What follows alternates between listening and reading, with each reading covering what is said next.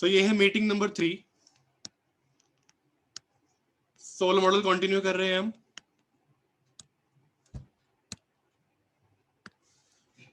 हम पढ़ चुके हैं स्टेडी स्टेट के बारे में,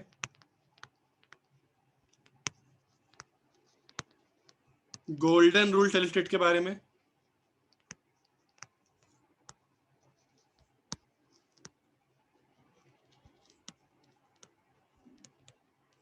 ठीक है, स्टेबल एंड नॉन स्टेबल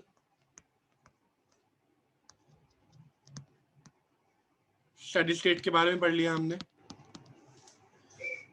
और काफी सारे क्वेश्चंस हम लास्ट क्लास में कर चुके हैं। अब इस क्लास का एजेंडा है डीएससी 2015 के सोलर मॉडल के क्वेश्चंस। वो थोड़े से अनयूजुअल हैं, बट जितना हमने कॉन्सेप्ट्स पढ़े हैं उसका यूज करके हम वो क्वेश्चंस कर सकते हैं, ठीक है। तो वो करते हैं।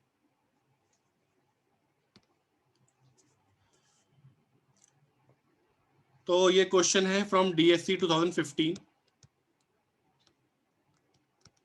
6 क्वेश्चंस आए थे इस पेपर में, सारे ही अच्छे क्वेश्चंस हैं।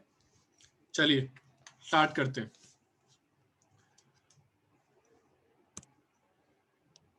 Consider the following version of solar model where aggregate output at time t depends upon the aggregate capital stock and aggregate labor force. Okay, तो आउटपुट का फंक्शन ये हमें गिवन है और यहाँ पे अल्फा इज बिटवीन 0 and 1। ये चीज ध्यान में रखनी है, बहुत काम आएगी कि अल्फा 0 और 1 के बीच में कोई फ्रैक्शन है। At every point of time, there is full employment of both the factors and each factor is paid its marginal product. ठीक है, तो आपको इसके लिए पता होना चाहिए कि मार्जिनल प्रोडक्ट होता क्या है। जो मैंने आपको बेसिक वीडियो आपके साथ शेयर करी थी सोलर मॉडल की, उसमें मैंने आपको बताया भी था।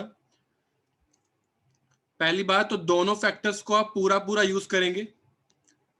फुल एम्प्लॉयमेंट है, ये नहीं है कि कुछ अगर आपके पास 10 यूनिट्स अवेलेबल है तो आप 9 यूनिट्स यूज कर रहे हो, ऐसा नहीं होगा। जितना भी इनपुट्स अवेलेबल हैं वो सारे के सारे फुल्ली एम्प्लॉयड है। Okay, each factor is paid it's marginal product, यानी रिटर्न टू फैक्टर की बात हो रही है। तो मार्जिनल प्रोडक्ट ऑफ लेबर क्या होता है? पार्शियल डिफरेंशिएशन आउटपुट का विद रिस्पेक्ट टू लेबर। और मार्जिनल प्रोडक्ट ऑफ कैपिटल क्या होता है? Partial differentiation of output with respect to capital. कि लेबर की अगर मैं एक यूनिट चेंज करूं कीपिंग कैपिटल कांस्टेंट, तब मेरा आउटपुट कितने से चेंज होगा, ये बता रहा है क्या? Marginal product of capital. Similarly अगर मैं एक यूनिट कैपिटल की चेंज करूं, कैपिटल स्टॉक की, तब मेरा आउटपुट कितना चेंज होगा कीपिंग लेबर कांस्टेंट, उसे हम कहते हैं मार्जिनल प्रोडक्ट ऑफ कैपिटल। आगे बढ़ते हैं। Total output is distributed equally to all the households in the form of wage earnings and interest earnings. ठीक है, तो सबसे पहले इसने मुझसे कहा each factor is paid its marginal product। तो जो भी लेबर और कैपिटल है उनको काउंट कर उन पे वो काम पे लगाने पर हमें क्या मिलेगा? लेबर को वेजेस मिलेंगी और कैपिटल के लिए रेंट मिलेगा। ओके, तो that means MPL equal to W यानी वेज, और MPK इक्वल टू R या पूरा लिखे तो रेंट। इसके पीछे की स्टोरी क्या है? इकोनॉमी के अंदर बहुत सारे हाउस होल्ड्स हैं, HH लिख रहा हूं मैं हाउस होल्ड के लिए। लेबर और कैपिटल इन्हीं के पास है, ठीक है। हाउस होल्ड के पास लेबर भी है, कैपिटल भी है। लेबर और कैपिटल ये देते हैं प्रोड्यूसर को, ठीक है। प्रोड्यूसर इससे क्या बनाएगा? आउटपुट। आउटपुट प्रोड्यूस होने के बाद प्रोड्यूसर को लेबर यूज करने के लिए वेजेस देने पड़ेंगे लेबर को, ठीक है। और रेंट देना पड़ेगा इन हाउस होल्ड्स को, क्योंकि उन्होंने कैपिटल यूज करी है जो हाउस होल्ड ने इन्हें यूज करने के लिए दी थी, ठीक है। तो यहां से ये लाइन आई कि total output is equally distributed to all the household in the form of wage earnings and interest earnings.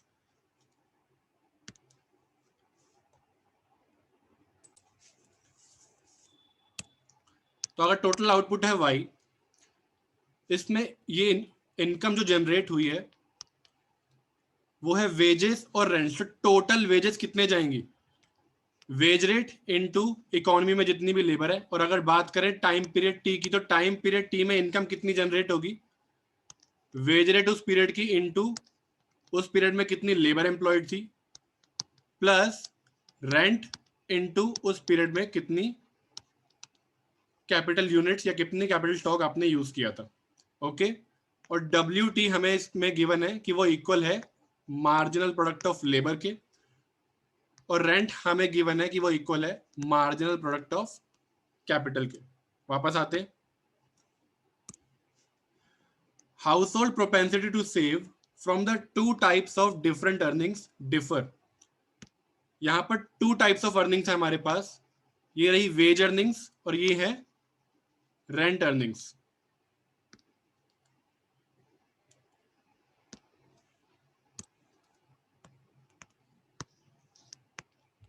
ये है veg earnings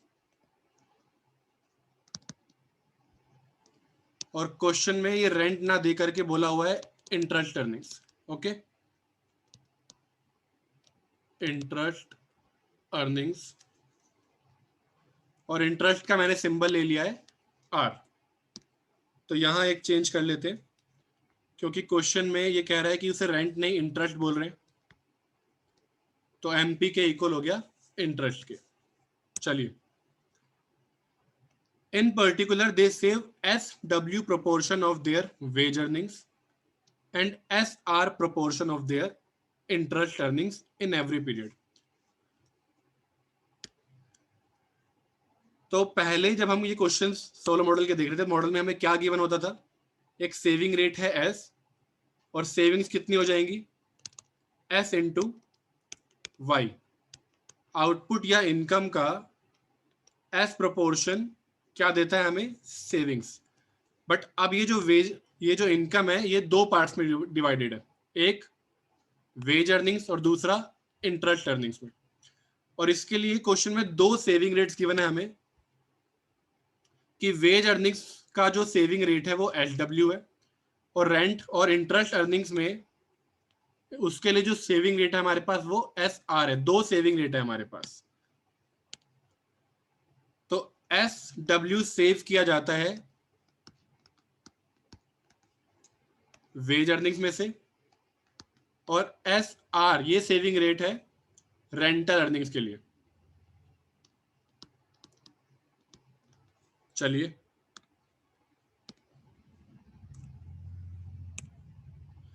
all savings are invested which augments the capital stock over time. ये मैंने आपको सबसे important assumption बताई थी first class में, कि जितनी भी सेविंग्स हैं वो सारी की सारी वापस यूज की जाती है, यानी invest as an investment use करी जाती है नेक्स्ट पीरियड की कैपिटल में ऐड करने के लिए।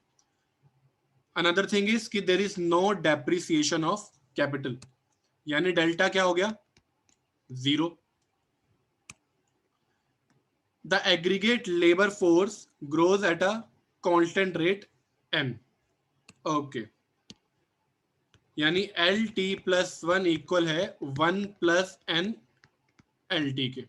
ये नॉर्मल चीज है जो हम पहले पढ़ चुके हैं कि लेबर N के रेट से इंक्रीज कर रही है। ठीक, तो क्वेश्चन हमें पूरा समझ में आ गया है। अब हमसे पूछा गया है सबसे पहले 54 नंबर क्वेश्चन, कि अगर सेविंग फ्रॉम वेज अर्निंग्स पर जो रेट है, वेज अर्निंग्स पर जो सेविंग रेट है वो 0 है, इंटरेस्ट अर्निंग्स पर 1 है, यानी 100% of the interest earnings are saved. अब उस केस में जब इंक्रीज करेंगे अल्फा को, यहां जो गिवन है अल्फा, तब ऑप्शन है unambiguously increases the long run steady state value of the capital labor ratio, decreases the long run steady state value of the capital labor ratio। तो पॉइंट इज कि हमें पहले स्टेडी स्टेट निकालना पड़ेगा, options के according हमसे ये पूछा जा रहा है कि अगर अल्फा इंक्रीज करेंगे तो लॉन्ग रन स्टेडी स्टेट का क्या होगा। तो उसके लिए पहले मुझे स्टेडी स्टेट को निकालना पड़ेगा। पर कैपिटा टर्म्स में लेबर कैपिटल लेबर रेशियो की बात हो रही है, और फिर मैं ये चेक करूंगा कि अल्फा इंक्रीज करने पर क्या हो रहा है। ठीक है, उस हिसाब से मुझे पता चल जाएगा कि क्या कि इंक्रीज हो रहा है, डिक्रीज हो रहा है, या कोई कंडीशन है। ठीक है, चलिए करते हैं।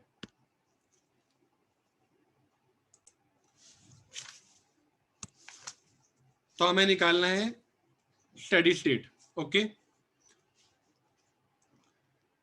कैपिटल एक्यूमुलेशन की इक्वेशन लिखनी पड़ेगी सबसे पहले हमें, है ना। और वो क्या है, तो पहले एग्रीगेट लेवल पर लिख रहा हूं मैं, KT plus 1 equal to next period की कैपिटल, एग्रीगेट कैपिटल की बात हो रही है, 1 minus delta KT last period की अनडेप्रिशिएटेड कैपिटल, प्लस सेविंग्स, या फिर कहें सेविंग इक्वल टू इन्वेस्टमेंट की अजम्पशन से S इंटू YT, ये हमारी नॉर्मल इक्वेशन होती है। और यहां पर ये चीज क्या है, सेविंग्स है। और यहीं पर हमारे क्वेश्चन में कुछ डिफरेंसेस हैं जो हम इंक्लूड करेंगे। ओके, डेल्टा हमें पता है 0 गिवन है क्वेश्चन में, तो सिंप्लीफाई करने के बाद अभी के लिए मैं लिख सकता हूं कि KT plus 1 equal to 1 minus delta KT plus savings. Okay, savings मैंने आपको अभी थोड़ी देर पहले बताया, ये रही कि SW सेविंग रेट है वेज अर्निंग्स के लिए, और SR सेविंग रेट है इंटरेस्ट अर्निंग्स के लिए। और इसके अलावा हमें यह पता है कि WT इक्वल टू MPL और RT इक्वल टू MPK, जो कि हमें क्वेश्चन में गिवन था कि factors are provided their marginal products. तो निकालना पड़ेगा हमें ये। YT हमें क्वेश्चन में गिवन है KT की पावर अल्फा LT की पावर 1 माइनस अल्फा, KT की पावर अल्फा LT की पावर 1 माइनस अल्फा। तो WT किसके इक्वल है, MPL के, यानी मार्जिनल प्रोडक्ट ऑफ लेबर के। तो del Y T by del L T करना है, which is equal to KT alpha as it is, labour के रिस्पेक्ट में पार्शियली डिफरेंशिएट कर रहे हैं, तो 1 माइनस अल्फा एल टी की power 1 minus alpha minus 1, which is equal to KT की power alpha 1 minus alpha L T की power minus alpha. Okay, जिसे सिंप्लीफाई करने पर मैं लिख सकता हूं KT की पावर अल्फा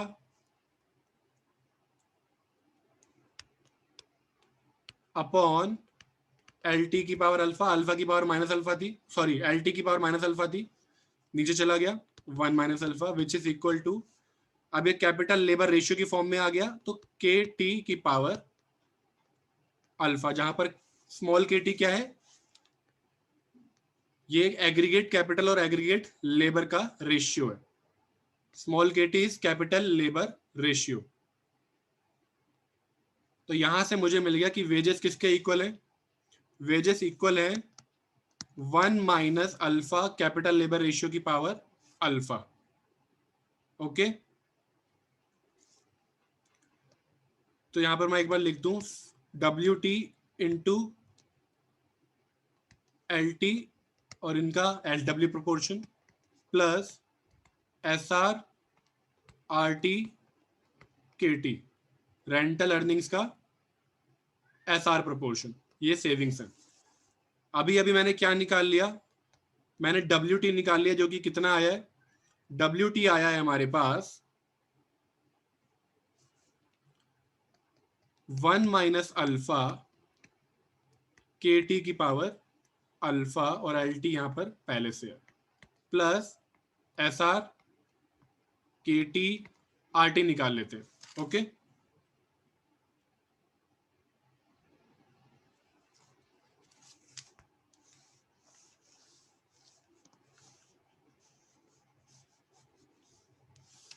RT हमें पता है इक्वल है मार्जिनल प्रोडक्ट ऑफ कैपिटल के, which is equal to del YT by del KT। YT हमारे पास क्या है, KT की पावर अल्फा, LT की पावर 1 माइनस अल्फा। तो लेबर को कांस्टेंट ट्रीट करते हुए पार्शियली डिफरेंशिएट करेंगे इसे विद रिस्पेक्ट टू KT। तो ये आ गया अल्फा KT की पावर अल्फा माइनस 1 और LT 1 minus alpha as it is, right, which is equal to alpha KT की power alpha minus 1 upon LT की पावर अल्फा माइनस 1। ऐसे लिख सकते हैं इसे, x की पावर 2 को मैं लिख सकता हूं 1 अपॉन x की पावर माइनस 2। तो ये चीज मैंने यूज करी है यहां पर। तो फाइनली ये आ गया अल्फा KT की power alpha minus 1 where KT is equal to aggregate capital upon aggregate labour, और ये है स्मॉल KT यानी कैपिटल लेबर रेशियो। RT मिल गया मुझे अब।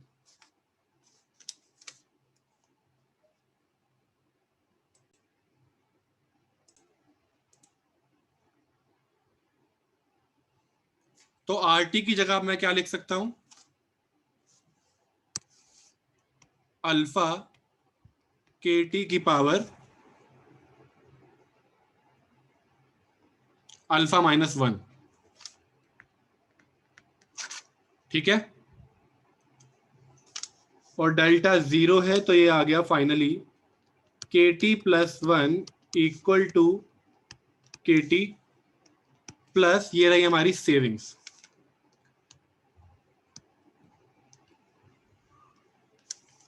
ओके, अब इसे पर कैपिटा फॉर्म में बना लेते हैं, यानी dividing both sides bye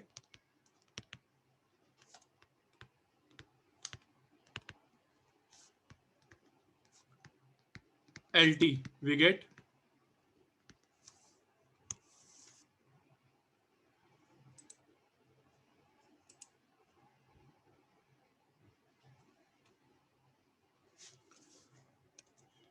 KT plus 1 upon LT equal to KT upon LT plus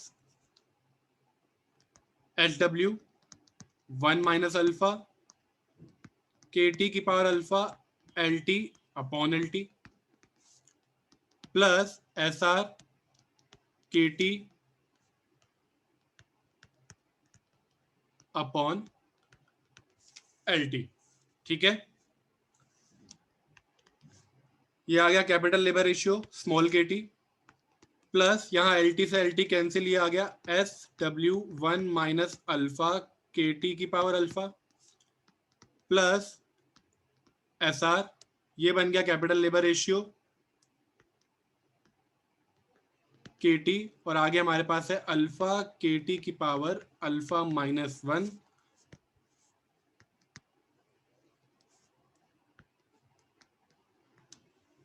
और हमें पता है कि LT प्लस 1 इक्वल है 1 प्लस N LT के।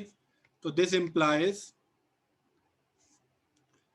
कि LT इक्वल आ गया LT plus 1 upon 1 plus N के। तो मैं यहां लिख सकता हूं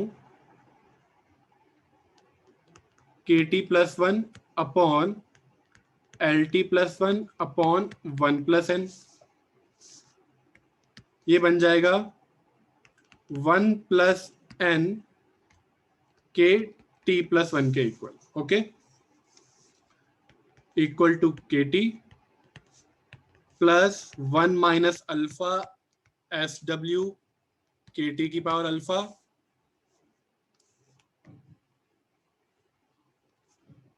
प्लस SR अल्फा KT दोनों की पावर ऐड हो जाएंगी तो KT की पावर अल्फा, ठीक है।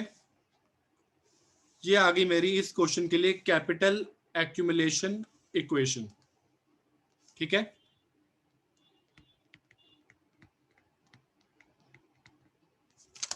आई होप यहां तक सब कुछ क्लियर है। तो अब मुझे निकालना है steady state capital labour ratio, right. हमें पता है in steady state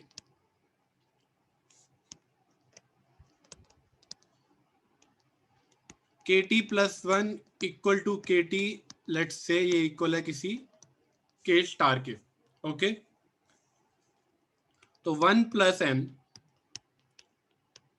K star equal to K star plus 1 minus alpha SW K star की power alpha plus alpha SR K star की पावर अल्फा।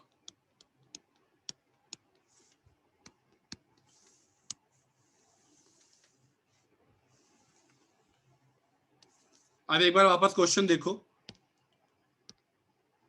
क्वेश्चन में हमें given था SW 0 है, SR 1 है। तो मैंने ये स्टार्टिंग में ही इसलिए नहीं लिया क्योंकि आगे के पार्ट्स भी इसी चीजों पर डिपेंड करते हैं। तो शॉर्टकट मारने के चक्कर में हम जल्दी तो क्वेश्चन कर लेते हैं, ये चीज एज्यूम करिए इनिशियली ही इंक्लूड करने के बाद, बट आगे के क्वेश्चन में प्रॉब्लम हो जाती। तो ये चीज देखते हुए मैं अब इंक्लूड करूंगा ये सारी बातें। SW 0 SR 1 क्वेश्चन में गिवन है हमारे को SW 0 है और SR इक्वल टू 1 है। तो क्वेश्चन नंबर 54 के लिए ये इक्वेशन बन गई 1 + n K star equal to K star, ये हो गया 0 प्लस यहां डालना है 1, तो अल्फा K स्टार की पावर अल्फा। अब निकल जाएगा। तो K star plus n K star equal to K star plus alpha K star की पावर अल्फा। K स्टार से K star cancel, n K star upon K star to the power alpha equal to alpha. This implies K star की power 1 minus alpha equal to alpha upon n, and this implies कि K star equal है alpha upon n की power 1/1 minus alpha.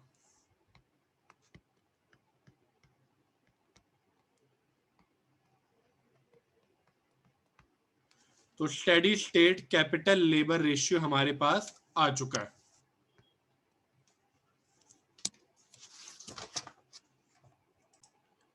K star हमारे पास आ चुका है। अब हमें यह चेक करना है कि अल्फा के इंक्रीज होने पर स्टेडी स्टेट का क्या होगा।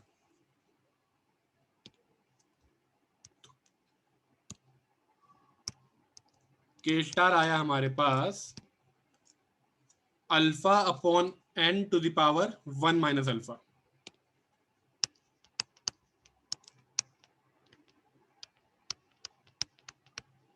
हमें चेक करना है अगर अल्फा इंक्रीज होगा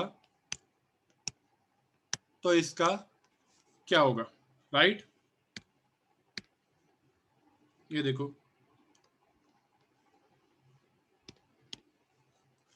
तो ये चेक करते हैं। सबसे पहली चीज आपको ये देखनी है कि जो पावर है वो पॉजिटिव है या नेगेटिव है। अल्फा क्योंकि बिटवीन है 0 एंड 1, तो 1 माइनस अल्फा क्या हुआ, पॉजिटिव हुआ। तो 1/1 माइनस अल्फा भी क्या हुआ, पॉजिटिव हुआ। तो पावर तो पॉजिटिव है, ओके। अल्फा हुई इंक्रीज, अगर अल्फा इंक्रीज हुआ तो 1/1 माइनस अल्फा, ये सॉरी अल्फा इंक्रीज होने पर 1 माइनस अल्फा क्या हो जाएगा, डिक्रीज। तो 1/1 माइनस अल्फा का क्या होगा, डेनोमिनेटर अगर डिक्रीज हुआ है तो ओवरऑल वैल्यू क्या हो जाएगी, इंक्रीज। दैट मीन्स जो आपकी पावर है अल्फा इंक्रीज होने पर वो पावर इंक्रीज हो जाएगी। यहां तक बात ठीक है। अगेन अल्फा यहां पर भी है, तो अल्फा अपॉन एन में अगर अल्फा इंक्रीज हुआ, न्यूमरेटर इंक्रीज होने पर अल्फा अपॉन एन भी इंक्रीज हो जाएगा। बट अब एक चीज ध्यान से देखना, अगर एक वैल्यू है 0.2, 0.2 का अगर मैं स्क्वायर लेता हूं तो वो कितना आएगा, वो आएगा 0.04। और इसी का अगर मैं क्यूब लेता हूं तो ये आएगा 0.0006। तो अगर किसी फ्रैक्शन की आप पावर इंक्रीज करते हो तो उसकी वैल्यू डिक्रीज हो जाती है।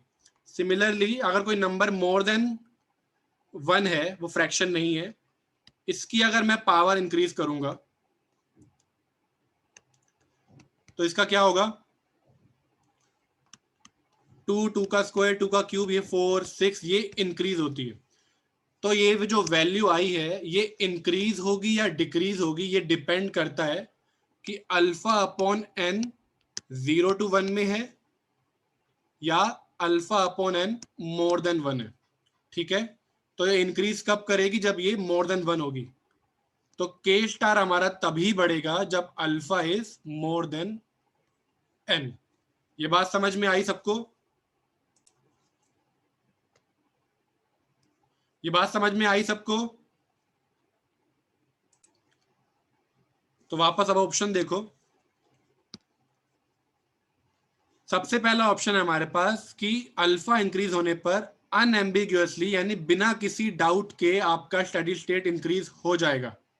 ऐसा कुछ नहीं है, steady state capital labour ratio increase होगा लेकिन उसके ऊपर एक कंडीशन है। अगला ऑप्शन है अनएम्बिग्यूअसली डिक्रीज होगा, ऐसा भी नहीं है डिक्रीज होगा लेकिन उसके लिए भी कंडीशन है कि अल्फा लेस देन एन होना चाहिए। डी ऑप्शन देखो, leaves the long run steady state value of capital labour ratio unchange, ऐसा भी नहीं है, अल्फा में चेंज होने से capital labour ratio steady state में चेंज हो रहा है। अब सी ऑप्शन ध्यान से देखो, increases the long run steady state value of the capital labour ratio if alpha is greater than N. यही है हमारा आंसर, क्योंकि अल्फा जब ग्रेटर देन एन होगा तब क्या होगा, अल्फा ग्रेटर देन एन होने पर ये जो वैल्यू है ये फ्रैक्शन नहीं रहेगी, ये मोर देन 1 हो जाएगी। और एक बार ये मोर देन 1 हो गई, अब इसकी पावर इंक्रीज करने के बाद आपकी के स्टार की वैल्यू इंक्रीज हो जाएगी। तो इसका आंसर है ऑप्शन सी।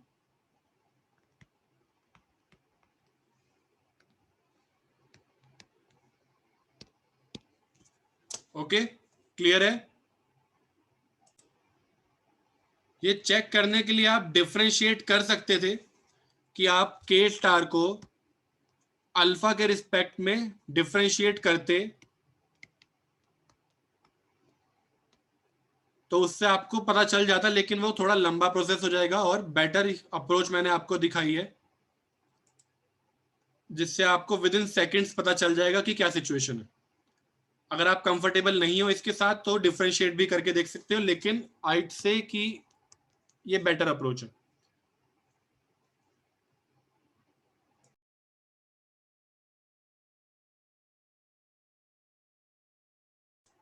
नेक्स्ट क्वेश्चन, अब कंडीशन चेंज करिए, अब एस आर 0 है, एस डब्ल्यू यानी सेविंग रेट वेज अर्निंग्स के लिए वो बिटवीन 0 and 1 है, N increase in the parameter value N, अब उसका क्या इंपैक्ट होगा हमारे long run steady state value of capital labour ratio पे, ये निकालना है। ओके, तो मैंने जनरल कैपिटल एक्यूमुलेशन इक्वेशन निकाल रखी है, ये रही, इसका यूज कर सकते हैं। तो ये इक्वेशन है 1 + n के स्टार, ओके ये वाली।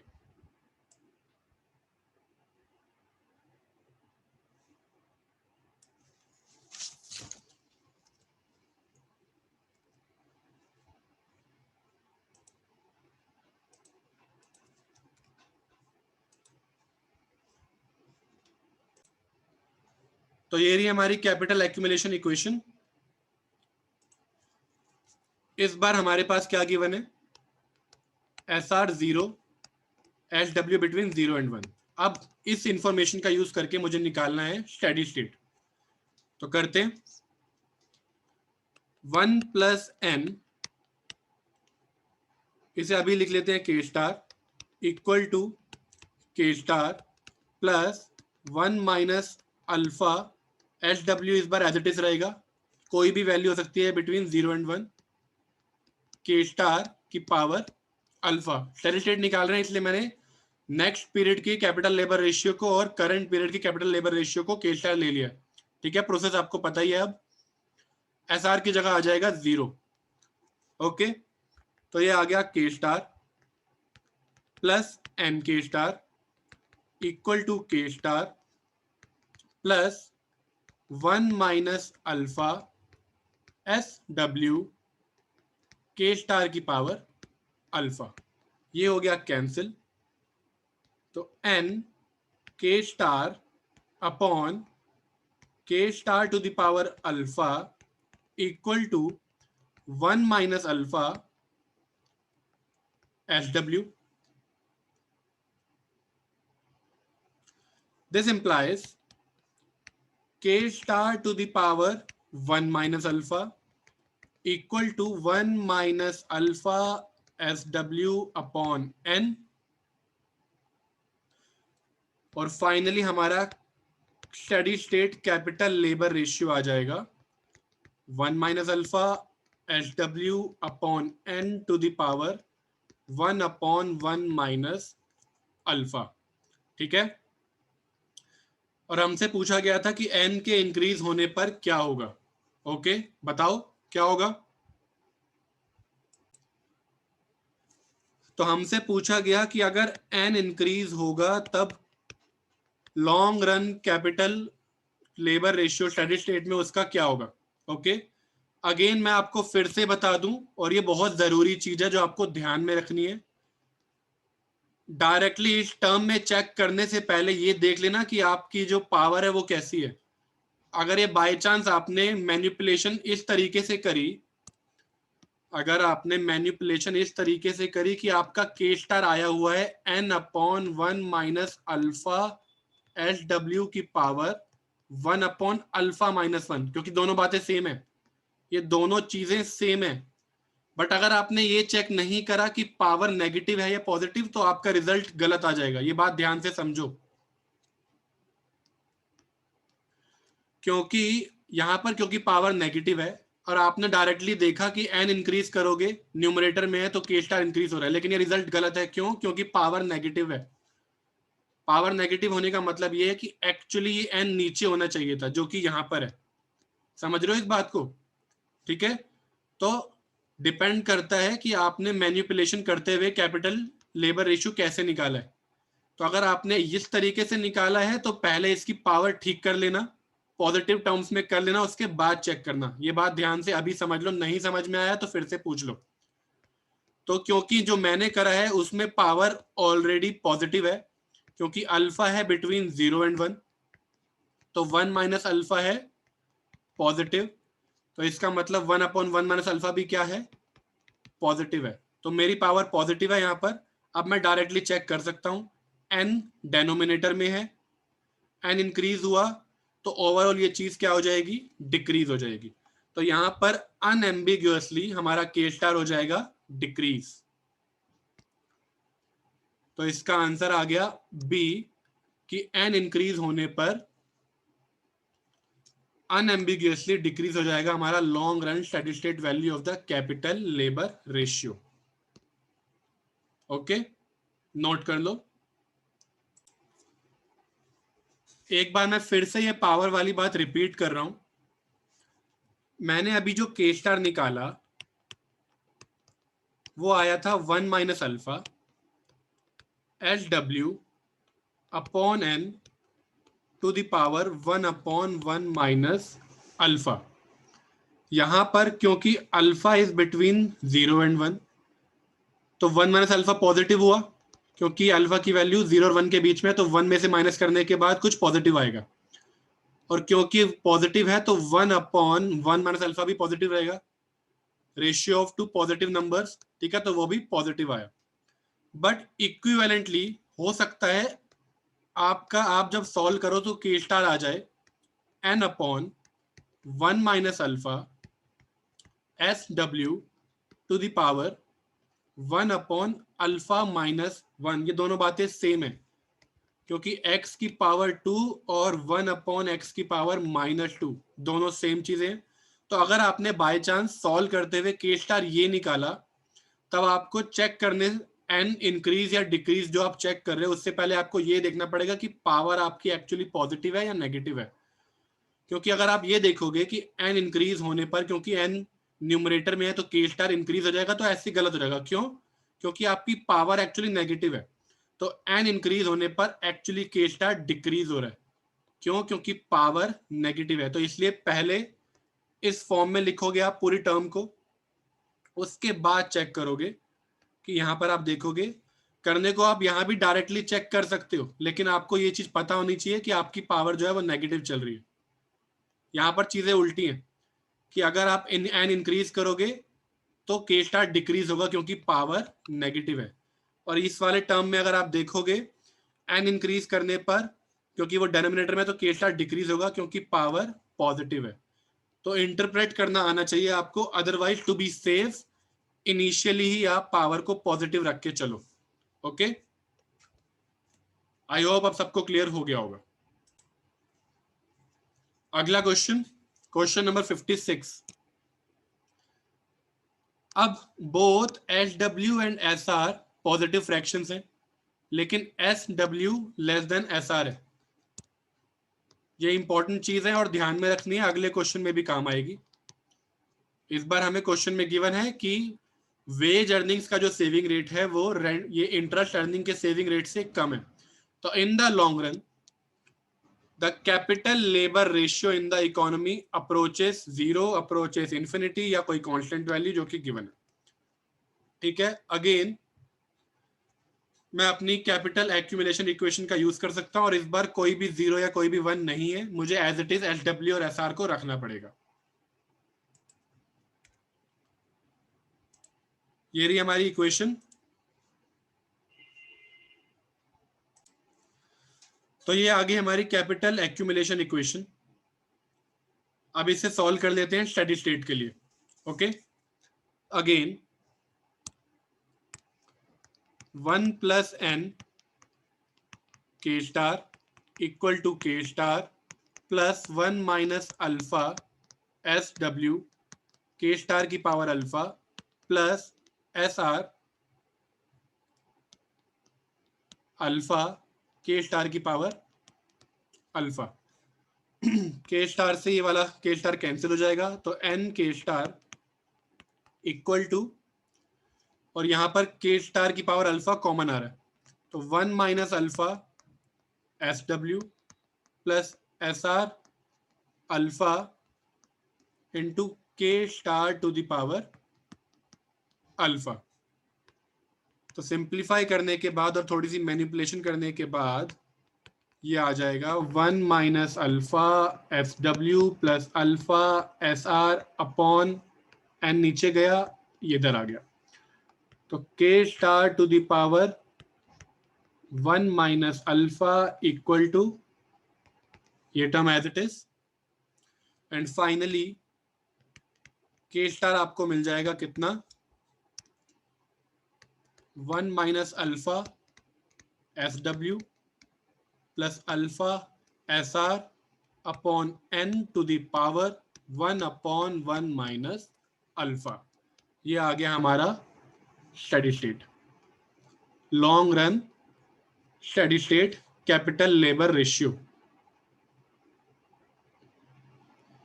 और ये आंसर क्या आ रहा है फिर, 1 minus alpha H W, 1 minus alpha H W, यानी ऑप्शन सी आ गया।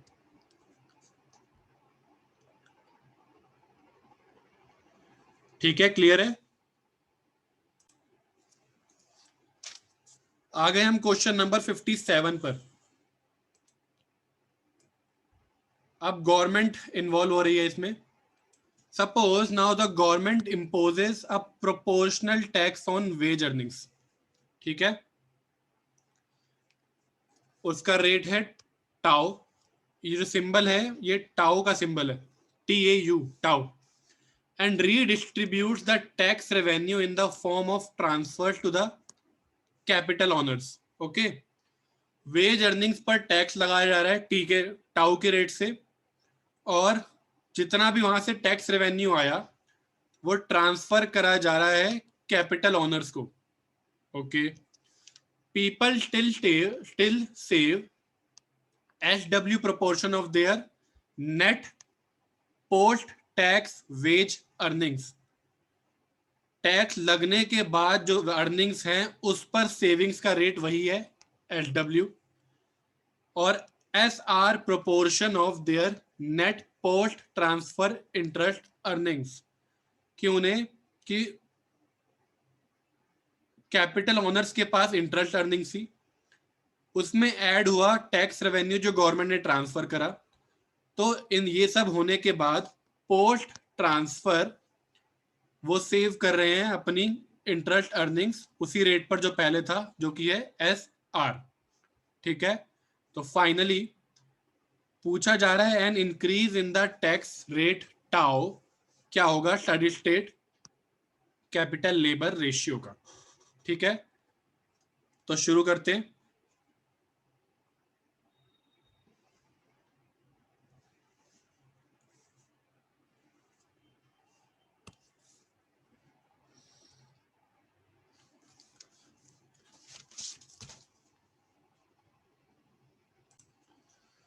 तो ये कैपिटल एक्यूमुलेशन इक्वेशन थी मेरे पास पहले वाली, राइट. लेकिन अब क्या हो रहा है, टैक्सेस की बात करते हैं. ये है अर्लियर कैपिटल एक्यूमुलेशन इक्वेशन. अब जो हमें क्वेश्चन में गिवन है उसके अकॉर्डिंग चीजें करनी है, तो वो चीजें डालना इसमें शुरू करते हैं. ओके, गवर्नमेंट ने टैक्स लगा दिया है लेबर अर्निंग्स पर, वेज अर्निंग्स पर. वेज अर्निंग्स कहाँ है, ये रही. ठीक है, तो अब 1 + n KT + 1 equal to KT plus, अब इनके पास आफ्टर टैक्स कितनी अर्निंग्स रह जाएंगी पहले उसकी बात करते हैं. पहले इनकी अर्निंग्स हैं 1 - अल्फा KT की पावर अल्फा, तो टैक्स लगने के बाद कितनी रह जाएगी 1 - टाउ की जगह मैं T लिख रहा हूं, या टाउ ही लिख लेते हैं. ये आ गई इनकी पोस्ट टैक्स वेज अर्निंग्स. ठीक है,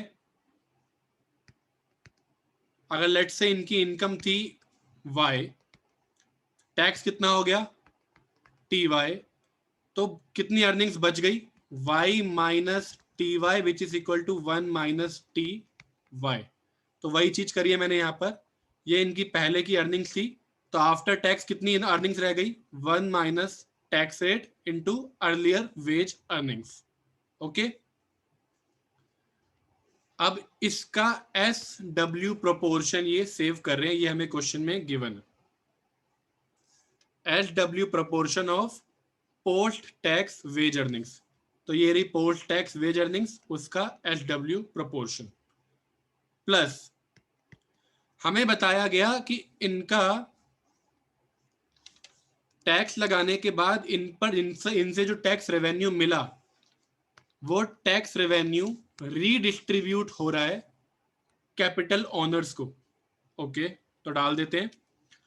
तो इन कैपिटल ओनर्स के पास पहले से है रेंटल अर्निंग्स जो कि है अल्फा KT की पावर अल्फा, ये इनकी पहले से जो रेंट अर्निंग्स हैं वो, प्लस टैक्स रेवेन्यू कितना कलेक्ट होगा टाउ 1 - अल्फा KT की power alpha, 1 - tau proportion of wage earnings labour के पास जाएगा, और जो टैक्स लग गया टाउ इनटू वेज अर्निंग्स वो रिडिस्ट्रीब्यूट हुआ किन्हें कैपिटल ओनर्स के पास. ठीक है, तो ये मैंने इसमें डाल दिया. अब पोस्ट ट्रांसफर इंटरेस्ट अर्निंग्स पर मैंने ट्रांसफर कर दिया है तो ट्रांसफर करने के बाद ये लोग सेव करते हैं एसआर प्रोपोर्शन। तो ये आ गई इनकी टोटल अर्निंग्स ट्रांसफर के बाद, इसका एसआर प्रोपोर्शन ये सेव करते हैं। क्या ये इक्वेशन क्लियर है सबको?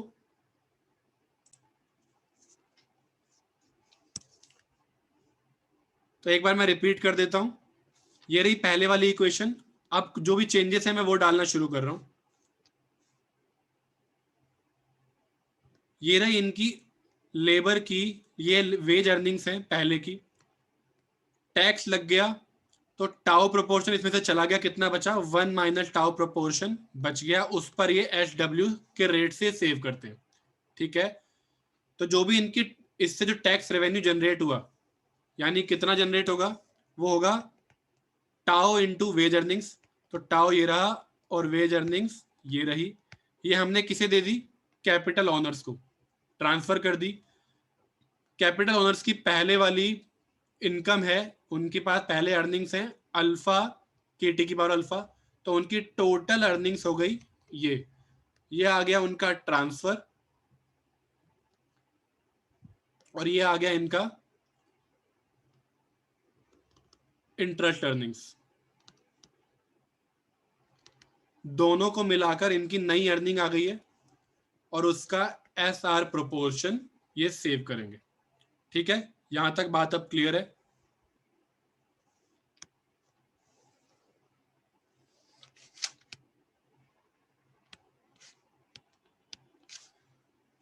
अब हमें निकालना है स्टेडी स्टेट। ओके, तो कैपिटल एक्यूमुलेशन इक्वेशन बन चुकी है, अब हमें निकालना है steady state. Okay, directly start करते हैं। K star plus NK star, इसे सॉल्व कर रहा हूं मैं। KT plus 1 equal to KT equal to K star. Okay, equal to K star plus SW 1 minus tau 1 minus alpha K star to the power alpha plus SR alpha K star to the power alpha plus tau 1 minus alpha K star to the power alpha. ठीक है, K star से K star cancel, NK star equal to again ये रहा एक K star, यहां भी है K star, यहां भी है K स्टार, तो यहां से K स्टार आ जाएगा common. SW 1 minus tau 1 minus alpha plus SR alpha plus SR tau 1 minus alpha, और बाहर आ गया K star to the power alpha. ठीक है, वो कॉमन आ गया। तो K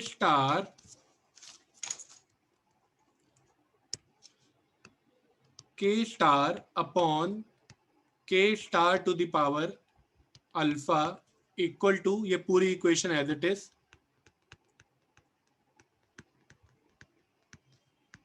plus SR alpha plus SR tau 1 minus alpha upon N,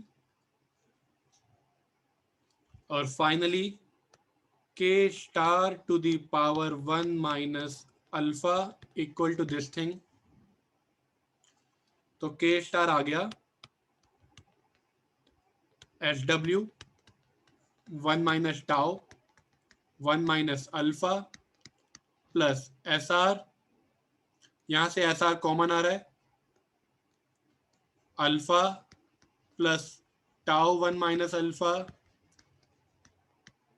SR upon N to the power 1 upon 1 minus alpha. ठीक है, ये आ गया हमारा स्टेडी स्टेट। ओके, और हमसे पूछा गया है कि टैक्स रेट के इंक्रीज होने से क्या होगा। ये करते हैं, यहां तक नोट कर लो पहले। चलो फिर आगे देखो, हमसे पूछा गया है टैक्स रेट टाउ के इंक्रीज होने पर steady state capital labour ratio पर क्या इंपैक्ट आएगा, राइट। अब यहां देखो, ध्यान से देखना और चीजें समझना। टाउ एक तो यहां पर है और एक यहां पर है। इधर इसका इंपैक्ट नेगेटिव है, यहां इसका इंपैक्ट पॉजिटिव है, ठीक है। लेकिन थोड़ा सा इसे अगर मैं सिंप्लीफाई करूं तो के स्टार इक्वल आ रहा है, यहां आ गया ये, यहां पर जो नेगेटिव इंपैक्ट आ रहा है वो क्या, कितना आ रहा है, minus SW1 minus alpha tau लिख सकते हो आप। और यहां जो पॉजिटिव इंपैक्ट आ रहा है वो कैसा है, टाउ 1 माइनस अल्फा SR का पॉजिटिव इंपैक्ट है, ठीक है। अगर आप इन दोनों में थोड़ा सा इसे मैन्युपुलेट करके खोल कर देखोगे तो आपको दिखेगा एक ये नेगेटिव टर्म आ रहा है टाउ की वजह से, एक ये पॉजिटिव टर्म आ रहा है टाउ की वजह से। बट हमें गिवन था क्वेश्चन में कि SW is less than SR। SW less than हमें गिवन है SR से।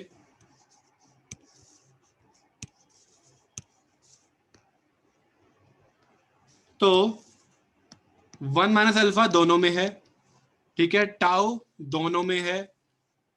तो जो भी आपका चेंजेस आएंगे वो ओवरऑल पॉजिटिव होंगे या ओवरऑल नेगेटिव होंगे, वो डिपेंड करता है SW और SR पर। तो क्योंकि SR ग्रेटर है, दैट मीन्स जो पॉजिटिव इंपैक्ट है वो ज्यादा आएगा, ठीक है। सब कुछ सेम है दोनों टर्म्स में एक्सेप्ट SW और SR। तो अगर सेम प्रोपोर्शन से टाउ को इंक्रीज करा जाएगा तो ये वाला टर्म पॉजिटिव इंपैक्ट ला रहा है, ये वाला टर्म नेगेटिव इंपैक्ट ला रहा है। और क्योंकि SR ग्रेटर देन SW है तो ये जो पॉजिटिव वाला टर्म है इसका इंपैक्ट ज्यादा होगा, यानी पॉजिटिव ज्यादा है नेगेटिव कम है। तो इसका मतलब टाउ इंक्रीज होने पर और पॉजिटिव वाला इंपैक्ट डोमिनेट करेगा नेगेटिव वाले इंपैक्ट को और के स्टार हो जाएगा इंक्रीज, ठीक है। क्लियर है ये वाली बात। तो आंसर क्या आ गया, इंक्रीज हो रहा था तो ये आ गया A unambiguously increases the long run steady state value of the capital labor ratio, tax rate के इंक्रीज होने का इंपैक्ट, ठीक है।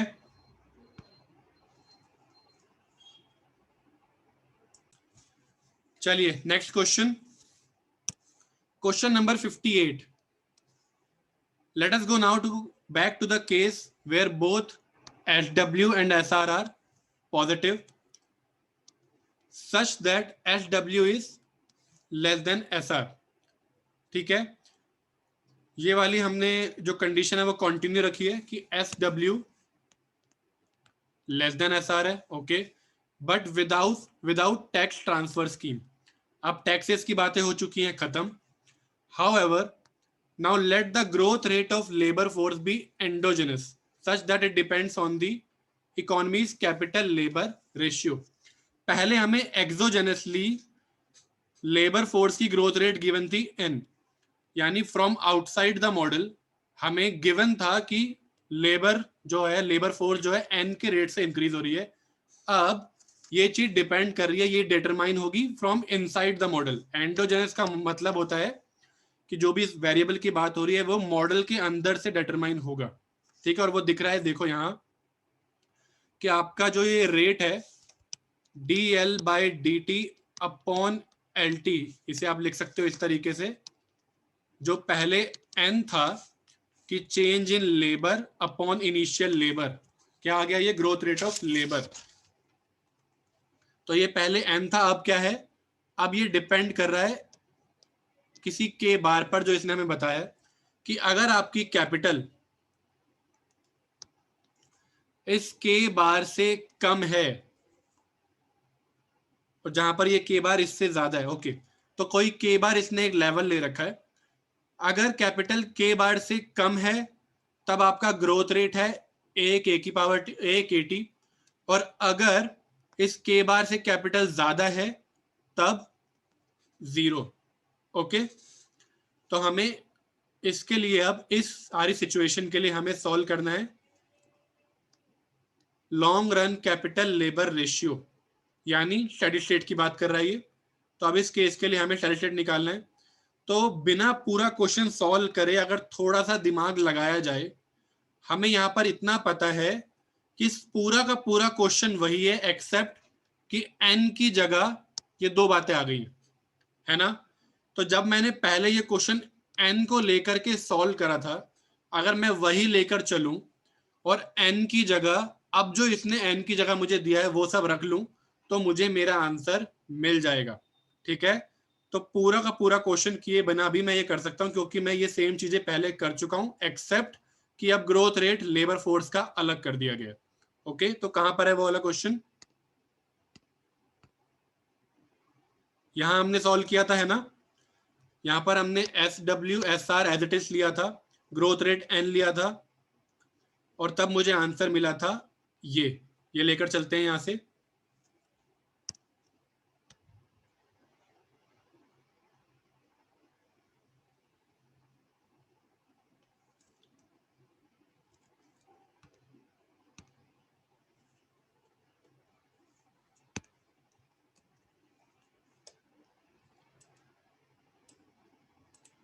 ठीक है, तो ये आ गया मेरा सिमिलर जो मैंने n को लेकर के सॉल्व किया था वो। अब बस मुझे इतना काम करना है कि n इक्वल है ए के टी के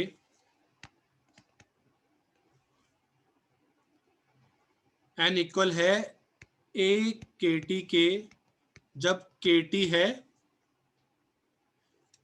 लेस देन के बार, और इक्वल है ये 0 के जब के टी है ग्रेटर देन के बार। ओके, तो सिंपली अब n जो इसने डिपेंड करवा दिया है दो चीज, और उस पर दो वैल्यू लेकर आया है, मैंने वो चीज लिख ली है। इनिशियली मैं निकाल चुका हूं, जो मैंने पिछले से पिछले क्वेश्चन में जब स्केल स्टार सॉल्व करा था उसके लिए स्टेडी स्टेट मेरे पास आ चुका है। अब बस n में चेंजेस करें क्वेश्चन ने, तो अब सॉल्व कर लेते। तो सबसे पहले ये वाला सिंपल लग रहा है, तो केस जब के टी ग्रेटर देन है के बार, तो उस केस में के स्टार कितना आ जाएगा? उस केस में n की जगह मैं रख दूंगा 0, तो के स्टार आ जाएगा 1 minus alpha S W plus alpha S R upon 0 की पावर 1 अपॉन 1 माइनस अल्फा।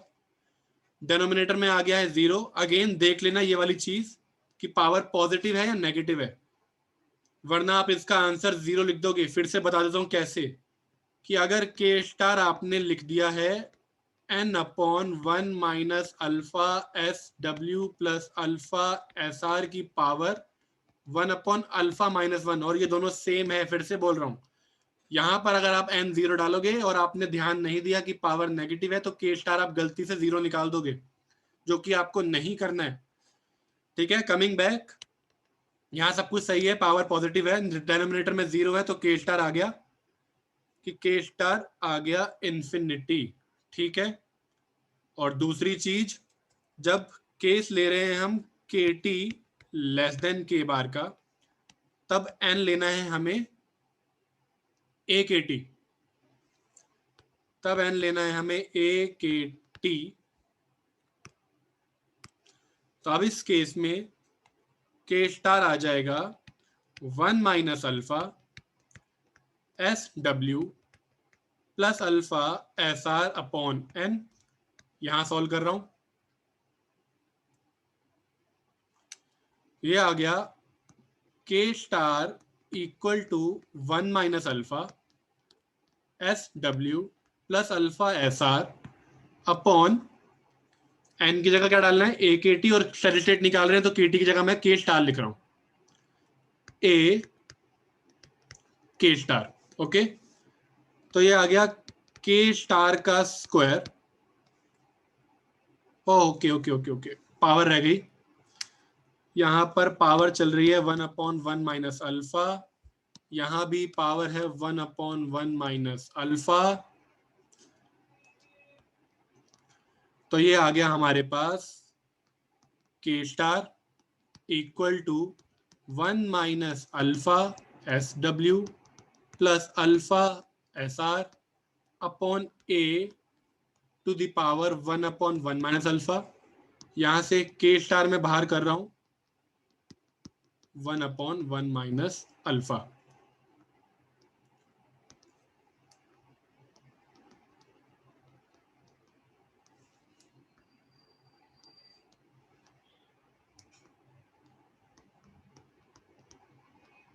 ठीक है, तो फाइनली के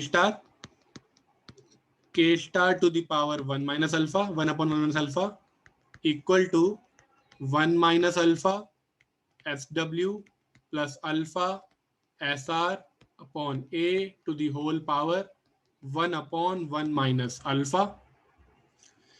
यह आ गया K star to the power 1 plus 1/1 minus alpha, which is equal to k star to the power 2 minus alpha upon 1 minus alpha, 1 minus alpha plus 1 तो 2 minus alpha upon 1 minus alpha, ठीक है, equal to 1 minus alpha SW plus alpha SR upon A to the power 1/1 minus alpha, and finally K star आ जाएगा 1 minus alpha S W plus alpha S R upon A to the power, यहाँ पहले से है 1/1 minus alpha into 1 minus alpha upon 2 minus alpha. ये जो power है वो दूसरी तरफ जाके रेसिप्रोकल हो जाती है, ये आपको पता होना चाहिए। तो फाइनली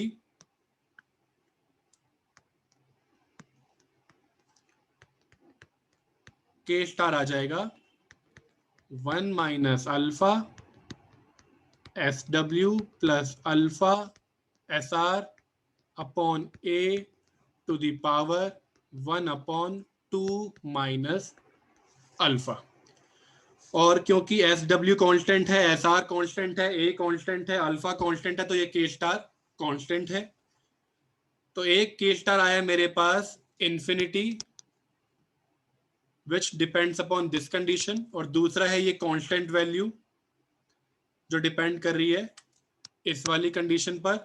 और आंसर में एक गलती है जो मैं आपको पॉइंट आउट करके दिखा दूं, ये यहां पर 1/2 माइनस अल्फा होना चाहिए 1 की जगह, ठीक है। तो अप्रोचेस इन्फिनिटी और अ कांस्टेंट वैल्यू जो हमने निकाली है ये डिपेंडिंग अपॉन वेदर इनिशियल जो कैपिटल है वो ज्यादा है या कम है के बार से। इन्होंने थोड़ा ठीक से नहीं लिखी है चीजें, बट हमने पूरा क्वेश्चन ठीक से सॉल्व करके निकाल लिया। ओके, क्लियर है ये चीज।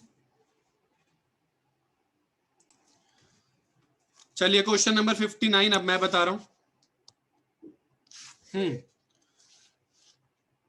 इन the above question an increase in the parameter value A, उसका क्या इंपैक्ट होगा steady state value of the capital labour ratio. तो जैसा कि हमें पता है के स्टार की दो वैल्यू आई हुई हैं, एक इट अप्रोचेस टू इंफिनिटी और दूसरा है ये जो हमने यहां पर निकाली है 1 minus alpha S W plus alpha S R upon A to the power 1/2 minus alpha.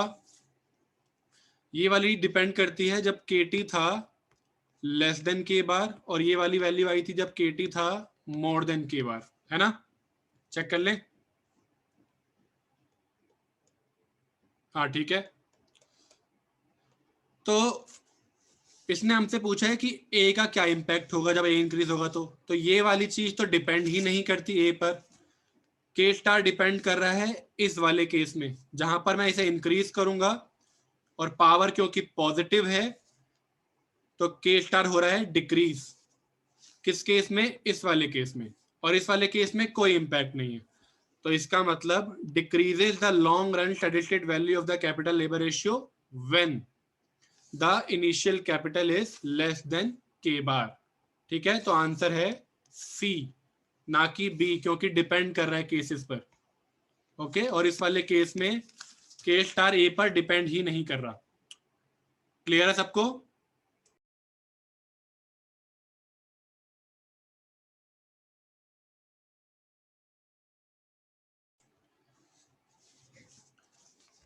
DSC 2015 के सारे क्वेश्चन हो गए हैं खत्म।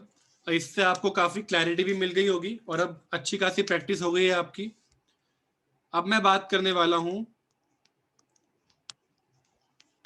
रूल ऑफ 70 की, जिसके ऊपर कुछ क्वेश्चंस आते हैं। सिर्फ डीएससी में ही नहीं, और भी पेपर्स में क्वेश्चन आते हैं।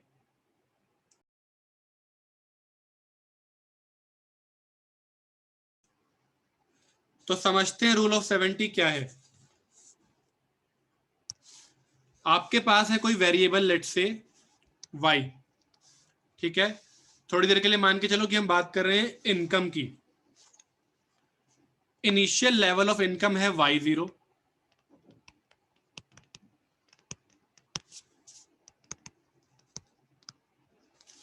और t पीरियड्स के बाद, या कहें t सालों के बाद, t ईयर्स के बाद वैल्यू है इस वेरिएबल की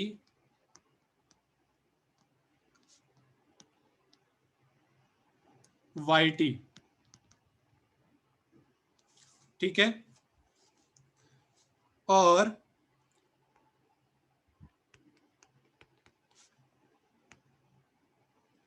जी बार के रेट से ये कॉन्स्टेंटली इंक्रीज हो रहा है। तो constant rate of growth for y। ठीक है, तो लेट्स से इनकम, हम इस वेरिएबल को नाम दे देते हैं इनकम। इनिशियली इनकम है y0, t ईयर्स के बाद उसकी वैल्यू हो जाती है yt। वो इंक्रीज हो रहा है जी बार के रेट से, एक कांस्टेंट ग्रोथ रेट है। तो इस चीज को मैं क्या लिख सकता हूं कि yt इक्वल है y0 1 plus G bar to the power t। ठीक है, ये फ्यूचर वैल्यू आ गई। एक तरीके से अगर मेरे पास आज 100 रुपए हैं और ये बैंक में जमा करने पर ये इंक्रीज होते हैं लेट से 5% के रेट से, तो नेक्स्ट ईयर मेरे पास कितने हो जाएंगे? 100, 1 प्लस 0.05 टू द पावर 1। उससे अगले साल कितने हो जाएंगे? 100, 1 प्लस 0.05, और फिर से अगले साल के लिए 1 प्लस 0.05। तो 2 सालों के लिए पावर क्या बन गई? 2। तो वैसे ही टी ईयर्स के लिए पावर क्या बन गई? टी। ठीक है, अब मुझे ये चेक करना है कि कितने सालों बाद ये जो इनकम है वो डबल हो जाएगी। यानी वाई टी की जगह मैं क्या रख दूंगा? y0। मैं ये देखना चाह रहा हूं कि कितने सालों के बाद मेरी इनकम डबल हो जाएगी। तो 2y0 equal to y0 1 plus G bar to the power T, जहां पे जी बार क्या है? जी बार एक कांस्टेंट रेट है जिससे ये इनकम इंक्रीज हो रही है हर साल। ओके, y0 से y0 cancel, 2 equal to 1 plus G bar to the power T.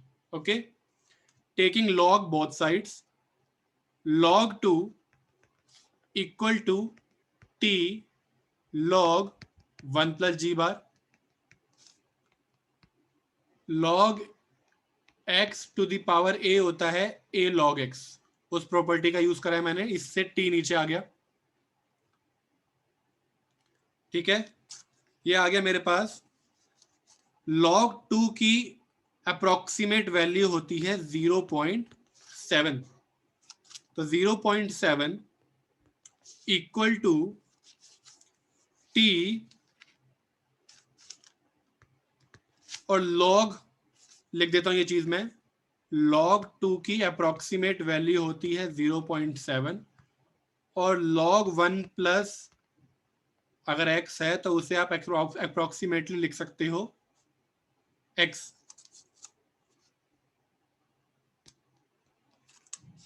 ठीक है, तो ये आ गया g बार। ये टेलर अप्रोक्सीमेशन से आता है, लॉग जहां पर x की वैल्यू शुड बी बिटवीन, या कहें mod x should be less than 1। ये एक स्मॉल वैल्यू होनी चाहिए, उस केस में log 1 प्लस एक्स की अप्रोक्सीमेट वैल्यू आती है x। ठीक है, तो यहां से t कितना आ गया 0.7 upon g bar, multiplying and dividing by 100, ये आ गया 70 अपॉन जी बार इंटू 100। तो सपोज जी बार था आपके पास 0.02, ठीक है, 2% था।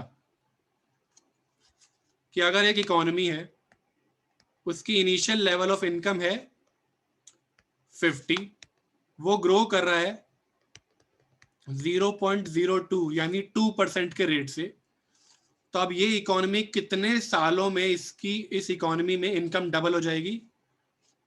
तो वो मैं बता सकता हूं इस फॉर्मूले का यूज करके कि टी आएगा 70 अपॉन 0.02 इंटू 100, यानी अब मैं डायरेक्टली परसेंटेज में इसकी वैल्यू यूज कर सकता हूं, यानी 70 अपॉन 2 इक्वल टू 35 ईयर्स। क्या ये बात समझ में आई? रूल ऑफ 70 क्या कहता है? रूल ऑफ 70 ये कहता है, अब मैं इन वर्ड्स लिख देता हूं एक बार, कि इफ कोई वेरिएबल है yt, it grows at a rate of r% per year, then the number of years it takes yt to double is approximately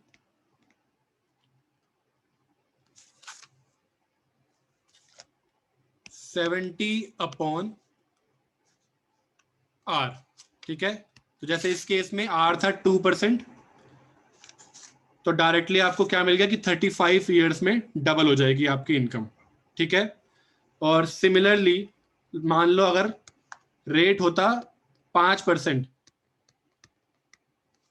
ठीक है, तो उस केस में टी कितना आता कि आपकी जो भी वो वेरिएबल है जिसकी आप बात कर रहे हो वो डबल हो जाएगा 70 अपॉन 5 इक्वल टू 14 ईयर्स में। क्या ये कॉन्सेप्ट क्लियर है?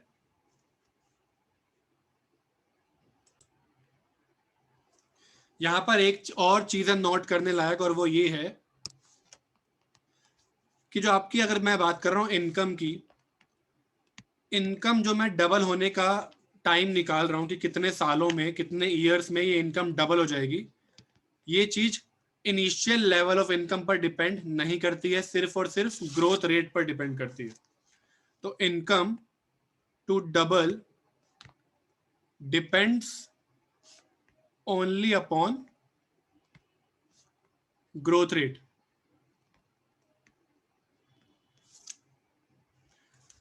and not upon initial level of income। ठीक है,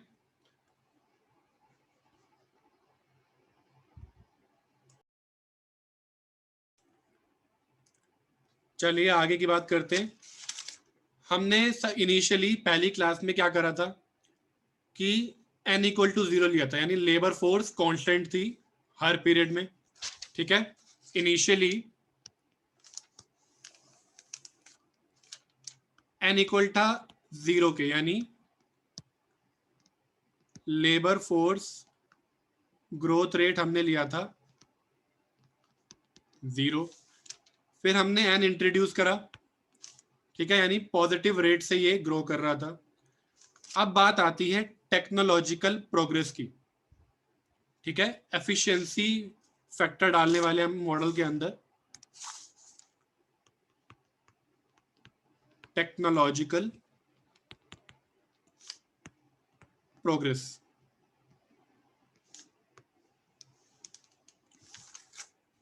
सो देखो, पहले आउटपुट था हमारा जो डिपेंड कर रहा था लेबर और कैपिटल पर। अब आउटपुट आएगा, output is a function of capital तो है ही, इसके साथ साथ एक फैक्टर आया हमारे पास ई, जहां पर ई क्या है, ई है एफिशिएंसी ऑफ लेबर। ठीक है, और अगर आप इंटरप्रेट करना चाहो एल इंटू ई को, तो इसे हम कहेंगे, अगर एल है नंबर ऑफ वर्कर्स, तो एल इंटू ई होता है नंबर ऑफ इफेक्टिव वर्कर्स। तो सपोज एल था आपके पास किसी पीरियड में 50, एफिशिएंसी है आपकी लेट से 0.5, कि ये थोड़े ढीले डाले लेबर है, तो L इंटू ई करके आपको क्या मिला, 50 into 0.5 which is equal to 25। तो इफेक्टिवली आपके पास 25 वर्कर्स हैं, क्योंकि इनकी एफिशिएंसी बहुत कम है, इनकी एफिशिएंसी नॉर्मल से आधी है। इस तरीके से आप इस ई को इंटरप्रेट कर सकते हो। ओके,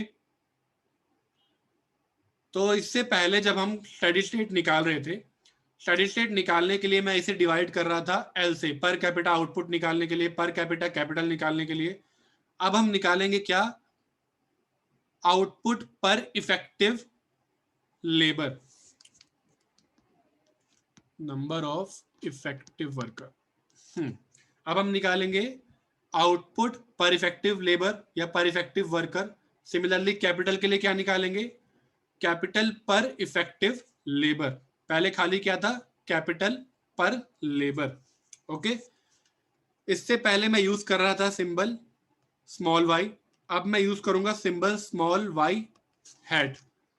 यहां पर अब टेक्नोलॉजिकल प्रोग्रेस भी हम इंक्लूड कर रहे हैं, तो ये इक्वल आता है Y upon L into E K. क्या बोल रहे हैं इसे, आउटपुट पर इफेक्टिव वर्कर या लेबर।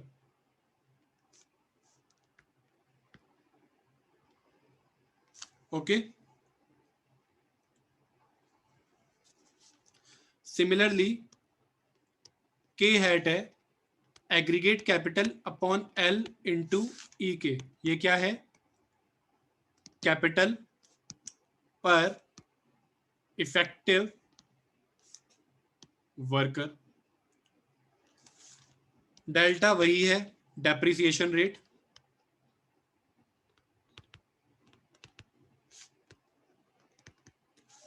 पॉपुलेशन का ग्रोथ रेट वही है एन, और जो नया सिंबल इंट्रोड्यूस हो रहा है वो है जी, जो क्या है, टेक्नोलॉजिकल ग्रोथ रेट।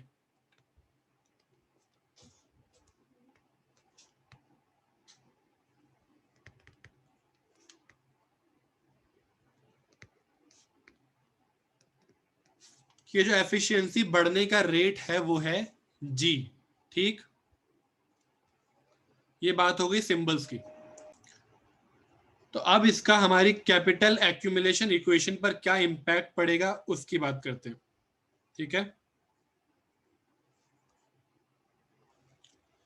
इससे पहले ये देखो,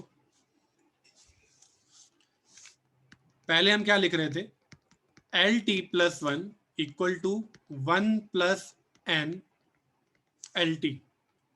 लेकिन अब लेबर के साथ साथ हम एफिशिएंसी भी डाल चुके हैं, तो L T plus one E T plus one, ये क्या आ जाएगा, इसकी बात कर रहे हैं, ये आएगा 1 plus N plus G L T E T के।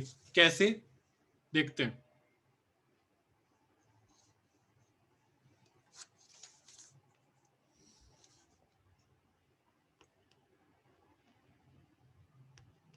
L T plus one E T plus one, मान लो ये किसी, मैंने इसे नाम दे दिया y, ठीक है। मुझे इसका रेट ऑफ ग्रोथ चेक करना है।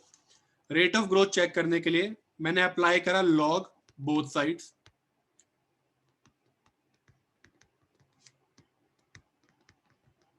ओके, लॉग ए भी होता है log A plus log B, तो लॉग वाई आ गया log L T plus one plus log E T plus one, ठीक है। Let's say Y T plus one है। अब डिफ्रेंशिएट कर रहा हूं मैं इसे विद रिस्पेक्ट टू टाइम, तो 1 upon Y T plus one equal to 1 upon Y T plus one D Y T plus one upon D T plus one equal to 1 upon L T plus one D L T plus one upon D T plus one plus 1 upon E T plus one D E T plus one upon D T plus one, ठीक है।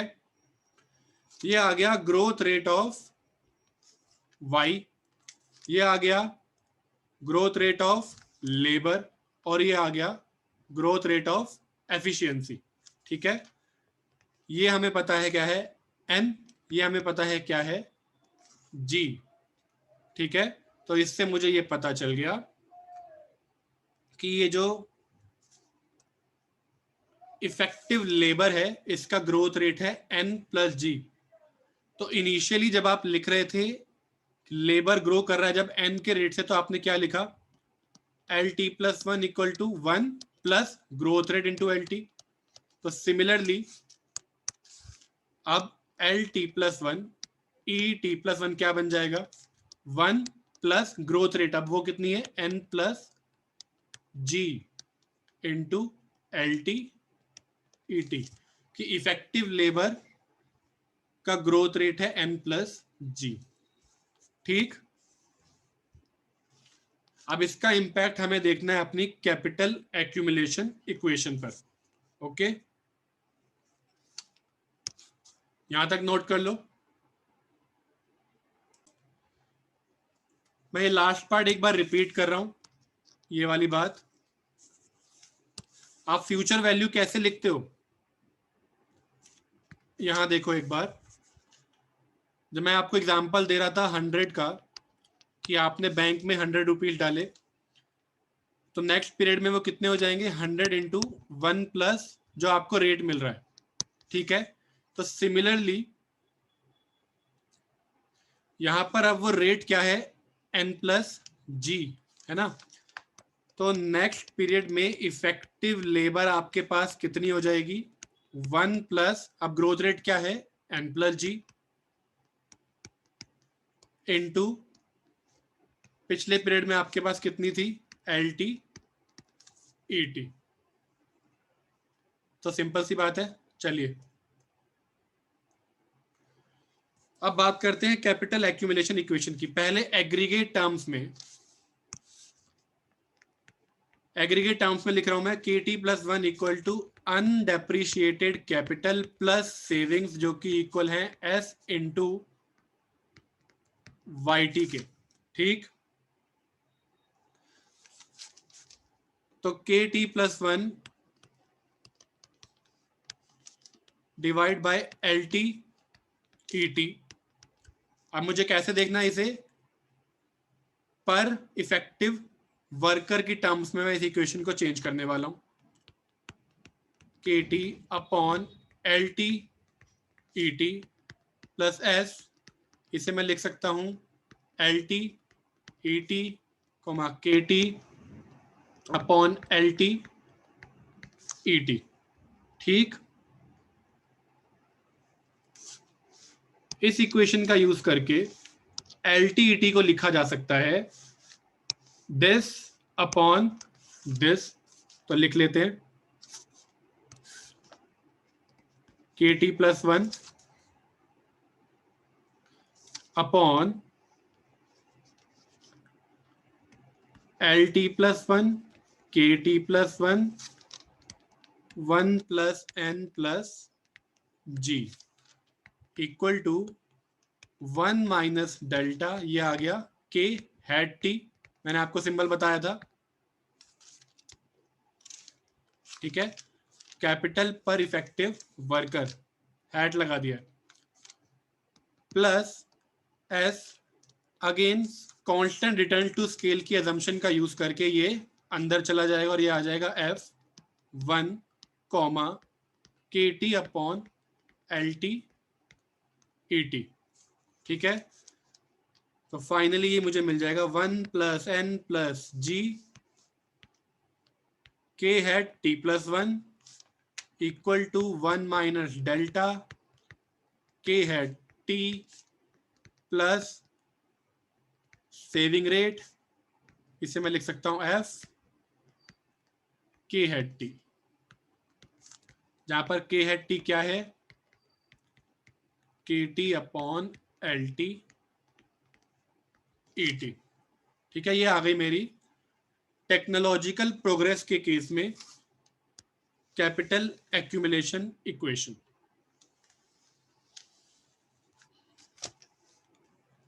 ठीक है। और अब इसका use करके मैं क्या निकाल सकता हूं, अपना स्टेडी स्टेट निकाल सकते हैं। स्टेडी स्टेट में हमें पता है कि K hat T plus 1 equal होगा K हैट T के इक्वल होगा K हैट स्टार, लगा लेते हैं। अब हम क्या निकाल रहे हैं, steady state capital per effective worker, क्या है ये K hat star, steady state capital per effective worker,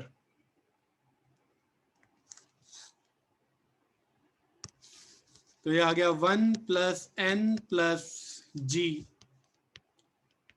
KT hat star equal to 1 minus delta KT hat star plus S F K hat T star, ठीक है। इसको solve करके मुझे मेरी steady state capital मिल जाएगी।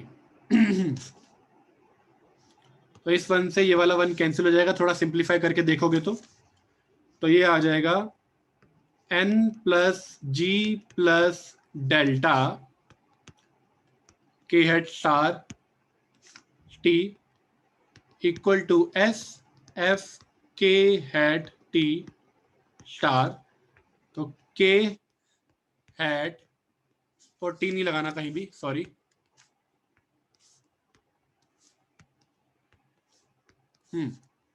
तो K हैट स्टार आ गया S F K hat star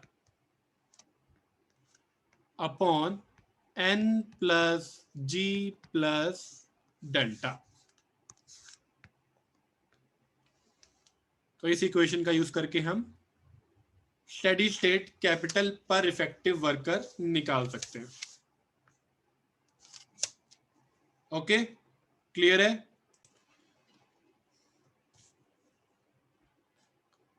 हम बहुत सारे क्वेश्चंस ऑलरेडी स्टेडी स्टेट पर कर चुके हैं, सिमिलर कॉन्सेप्ट है, तो इससे रिलेटेड जो क्वेश्चंस हैं वो मैं आपको दूंगा असाइनमेंट में। देखते हैं आप अभी तक जितने भी कॉन्सेप्ट्स हैं उनका यूज करके ये क्वेश्चंस कर पाते हो या नहीं। असाइनमेंट आज आपको मैं सेंड करूंगा। ओके, डिस्कस कर लेते हैं लास्ट क्लास में जो मैंने आपको क्वेश्चन दिया था उसका। लास्ट क्लास में क्वेश्चन था हमारे पास कि आउटपुट का फंक्शन है मिन ऑफ LT KT, एन मैंने कहा था पॉजिटिव है, ओके, डेल्टा भी पॉजिटिव है, और सेविंग रेट आपको गिवन है जो बिटवीन 0 एंड 1 है। इन सब चीजों का यूज करते हुए आपको निकालना था steady state capital, steady state capital labour ratio या फिर कैपिटल पर कैपिटा। ठीक है, ये क्वेश्चन मैंने आपको करने को कहा था, ये डिस्कस कर लेते हैं। तो अगेन कैपिटल एक्यूमुलेशन इक्वेशन में यूज होगा पहले हम एक तो हमारा आउटपुट पर कैपिटा, तो वो निकाल लेते हैं। आउटपुट पर कैपिटा यानी YT जो कि इक्वल आ जाएगा YT अपॉन LT के, वो कितना आ जाएगा, वो आ जाएगा मिन of LT KT upon LT के। इसे मैं लिख सकता हूं मिन of LT upon LT comma KT upon KT, क्योंकि LT पॉजिटिव है इसलिए वो अंदर जा सकता है, कोई प्रॉब्लम नहीं है, ये चीजों को चेंज नहीं करेगा। इक्वल टू मिन of 1 comma capital labour ratio का सिंबल स्मॉल KT। ठीक, इसके बाद हमें हमारी कैपिटल एक्यूमुलेशन इक्वेशन पता है जो कि क्या है 1 plus n KT plus 1 equal to 1 minus delta यानी अनडेप्रिशिएटेड कैपिटल प्लस सेविंग्स यानी saving rate into per capita output यानी मिन ऑफ 1 कॉमा KT। ठीक, चलिए अब इसे हमें सिंप्लीफाई करना पड़ेगा डिपेंडिंग अपॉन कि KT 1 से ज्यादा है या 1 से कम है। तो KT प्लस 1 अभी एक स्टेप और लिख लेते हैं पहले, 1 minus delta KT upon 1 plus n plus S upon 1 plus n मिन ऑफ 1 कॉमा KT। अब इस मिन फंक्शन को खोल देते हैं। तो KT प्लस 1 इक्वल टू कि अगर KT लेस देन हुआ 1 से तो मेन फंक्शन के बाहर क्या निकलेगा, KT। ठीक है, अगर 1 से छोटा है तो 1 और KT में KT हुआ छोटा और वो बाहर आ जाएगा। तो ये आ गया 1 minus delta upon 1 plus n KT plus S upon 1 plus n KT। और अगर KT हुआ ग्रेटर देन और इक्वल टू 1, ये आप इक्वालिटी की कहीं भी लगा सकते हो, उससे फर्क नहीं पड़ेगा, दोनों से सेम आएगा। इक्वल टू अगर ये मोर देन हुआ 1 तो बाहर क्या आएगा 1, तो ये आ जाएगा 1 minus delta upon 1 plus n KT plus S upon 1 plus n, और यहां से बाहर निकला 1। ठीक है,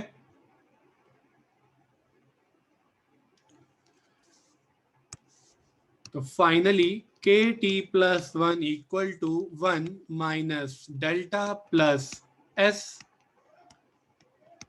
KT upon 1 plus n if KT is less than 1 और equal to 1 minus delta upon 1 plus n KT plus S upon 1 plus n if KT is greater than equal to 1। ये आ गई मेरी capital accumulation equation per capita form में। अब इसका use करके मैं निकाल सकता हूं स्टेडी स्टेट।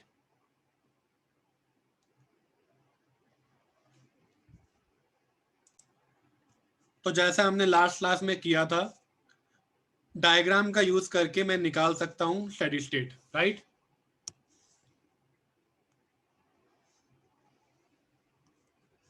तो यहां आ गया KT, y एक्सिस पर आ गया नेक्स्ट पीरियड का कैपिटल लेबर रेशियो, ये आ गई 45 डिग्री की line. KT equal to KT plus 1, ये मुझे बता देगा कहां पर आ रहा है। और अब मुझे प्लॉट करना है कैपिटल एक्यूमुलेशन इक्वेशन को।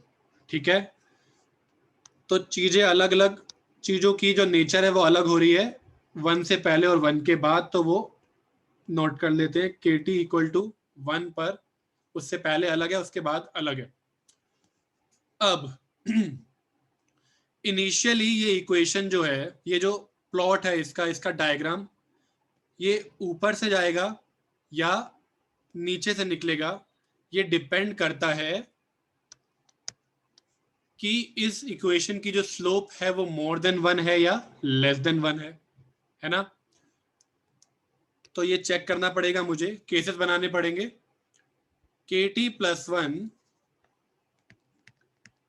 Equal to 1 plus S minus delta upon 1 plus N K T.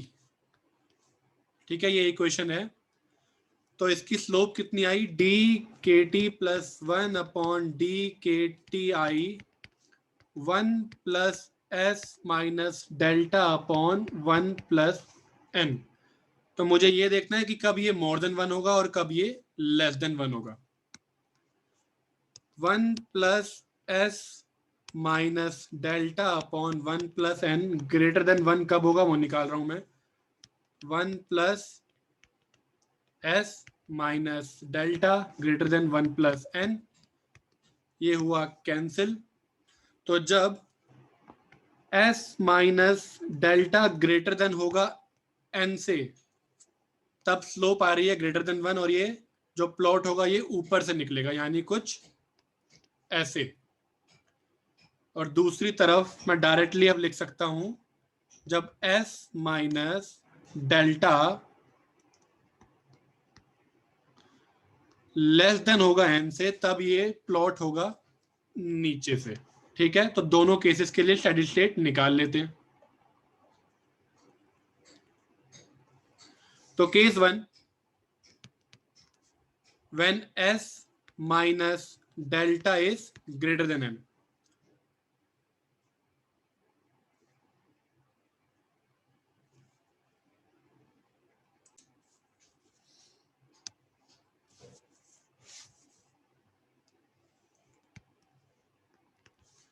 X axis पर आ गया के टी, वाई एक्सिस पर आ गया के टी प्लस 1, ये आ गई 45 डिग्री की लाइन, ये आ गया 1 जहां से नेचर चेंज हो रहा है कर्व का।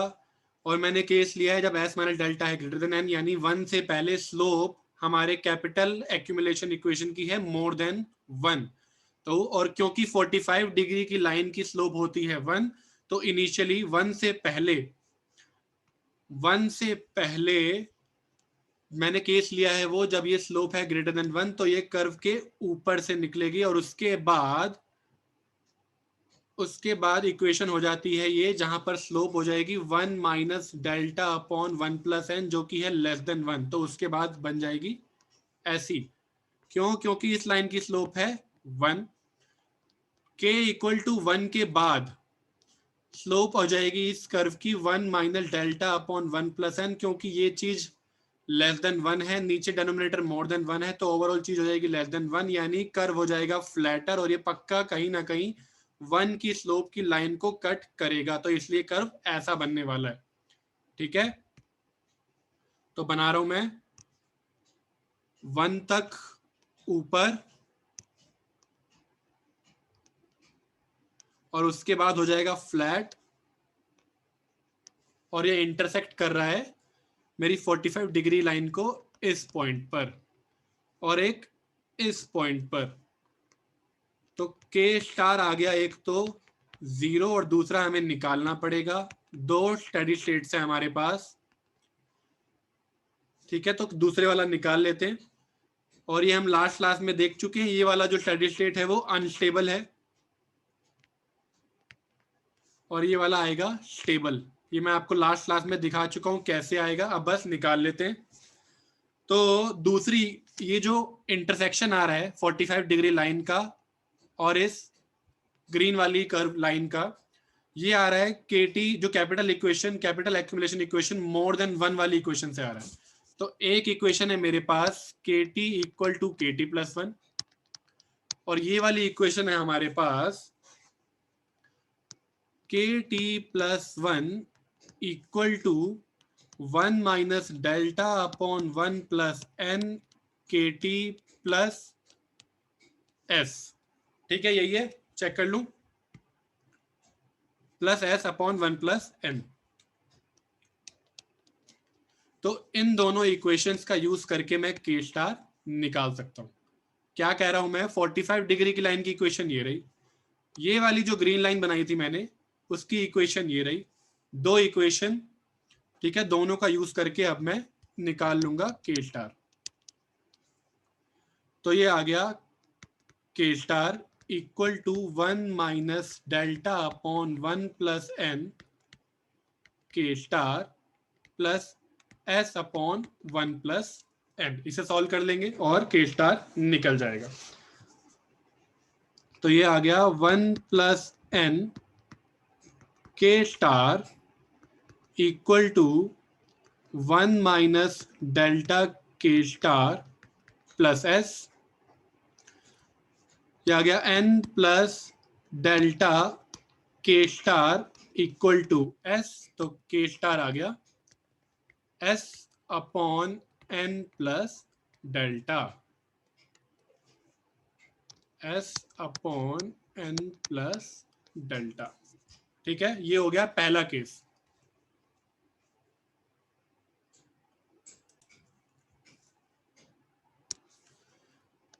दूसरा केस बना जब s minus delta is less than n। अब उस केस में क्या हो रहा है, उस केस में जब s minus delta less than n है, उस केस में ये चीज हो जाती है के टी लेस देन 1 के लिए स्लोप आ जाएगी लेस देन 1, यानी कर्व निकलेगा नीचे से 1 तक और उसके बाद और फ्लैट हो जाएगा क्योंकि इसकी स्लोप उससे भी कम है। यहां पर के टी लेस देन 1 के लिए स्लोप है 1 minus delta plus S upon 1 plus N, और नीचे वाले केस में है 1 minus delta upon 1 plus N. तो यहाँ पर एक एक्स्ट्रा एस है, आने के बाद भी अगर स्लोप लेस देन 1 है तो ऑब्वियसली नीचे के टी मोर देन 1 के बाद जो स्लोप आएगी वो और ज्यादा कम हो जाएगी, यानी ये और फ्लैटर बन जाएगा। तो हुआ ये कि पहले तो ये नीचे से स्टार्ट हुआ, उसके बाद और फ्लैट हो जाएगा। ठीक, बनाते हैं। तो के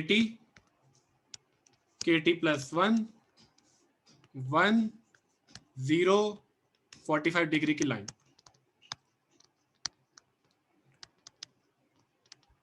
तो कर्व स्टार्ट हुआ बिलो द 45 डिग्री लाइन, कहां तक, 1 तक, और उसके बाद और ज्यादा फ्लैट हो गया। तो इस केस में स्टेडी स्टेट आ रहा है यहां पर, तो यहां पर के स्टार आएगा 0, और ये चीजें आपको डायग्रामेटिकली ही दिख सकती हैं, एल्जेब्रिकली नहीं दिखेंगी, इसीलिए डायग्राम बनाया। तो यहां पर आया के स्टार 0 और इस बार ये स्टेबल भी है। और ये मैं एक बार बता देता हूं कि सपोज हमने इनिशियल कैपिटल थी हमारे पास यहां, तो K1 क्या आ जाएगा, K1 आ जाएगा ये। अब इसको वापस करंट बनाना है, 45 डिग्री की लाइन से मिल जाएगा मुझे, वापस आ गया मैं इस पॉइंट पर, 45 डिग्री की लाइन से मुझे मिल गया करंट पीरियड में K1। अब अगले पीरियड में K2 कितना हो जाएगा, मुझे ये इक्वेशन देगी हमारी, जो कैपिटल एक्यूमुलेशन इक्वेशन है। तो यहां से मिल गया K2, वापस 45 डिग्री लाइन से मैं यहां पर आया, वापस K2 लिखा। अब इसी यहां से मुझे मिल गया K3, तो ये चीज चलती रहेगी और मैं वापस आ जाऊंगा इस पॉइंट पर। इसीलिए ये के स्टार इक्वल टू 0 क्या है, स्टेबल है, कि अगर मैं कहीं आगे से स्टार्ट करूं तो वापस इकोनॉमी इसी स्टेट पर आ जाएगी। तो ये जो स्टेडी स्टेट है वो स्टेबल स्टेडी स्टेट है। ठीक है, तो आज की क्लास यहीं तक है, नेक्स्ट क्लास होगी कल। आप अपनी फीस सबमिट करना स्टार्ट कर सकते हो, उसके लिए मैंने आपको डॉक्यूमेंट सेंड किया हुआ है, फी कैसे पे करनी है। आगे की डिस्कशन हम कल कंटिन्यू करेंगे। ओके, कोई डाउट है तो पूछ सकते हो।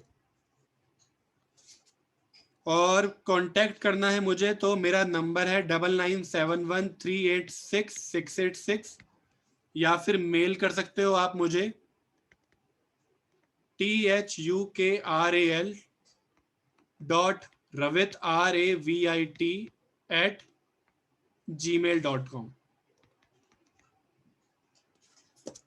ओके, मिलते हैं फिर नेक्स्ट क्लास में। नेक्स्ट क्लास में एडीएस के सेटअप पर चलेंगे, आईएएस, एलएम और लेबर मार्केट की तक अब जाना है हमें, ठीक है। और जो भी थोड़ा बहुत सोलो मॉडल की चीजें अगर हल्की फुल्की रह गई है, कोई क्वेश्चन करवाना है तो वो मैं कल करवा दूंगा, और उसके जस्ट बाद आईएएस एलएम स्टार्ट करेंगे। ओके।